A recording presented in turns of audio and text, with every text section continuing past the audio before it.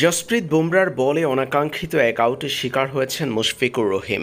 বুমরার বলে অনাকাঙ্ক্ষিত এই আউটে বিব্রতকর পরিস্থিতিতে পড়েছেন মুশফিকুর রহিম। জসপ্রীত বুমরার অফসাইডের বলটি ছেড়ে দিয়ে আউট হয়েছেন মুশফিকুর রহিম ভেবেছিল বলটি অফ স্টাম্পের বাহির দিয়ে চলে যাবে, কিন্তু সেই বল গিয়ে হিট করেছে স্টাম্পে। এর আগের ডেলিভারিতে অর্থাৎ জসপ্রীত বুমরার ওভারের প্রথম ডেলিভারিতে মুশফিকুর রহিমের ব্যাট ছুঁয়ে এজ হয়ে পিছনের অংশ দিয়ে চলে যায় বাউন্ডারিতে। চার হাঁকিয়ে পরের ডেলিভারিতে আউট হয়েছেন মুশি। জসপ্রীত বুমরার বলটি পিচ করে সুইং করে সরাসরি হিট করেছে মুশফিকুর রহিমের স্টাম্পে। মুশি ভেবেছিলেন বলটি অফ স্টাম্পের সামান্য বাহির দিয়ে চলে যায়, এতে ব্যাট ছোঁয়ানোর প্রয়োজন নেই, অথচ তা হয়নি। বল হিট করেছে অফ স্টাম্পের বাহিরের অংশে। মুশফিকুর রহিম আউট হয়ে ফিরে যাচ্ছিলেন আর মুশিকে উদ্দেশ্য করে আঙুল তুলে কিছু একটা পেছন থেকে বলতে দেখা গেছে ভারতীয় তারকা বিরাট কোহলিকে।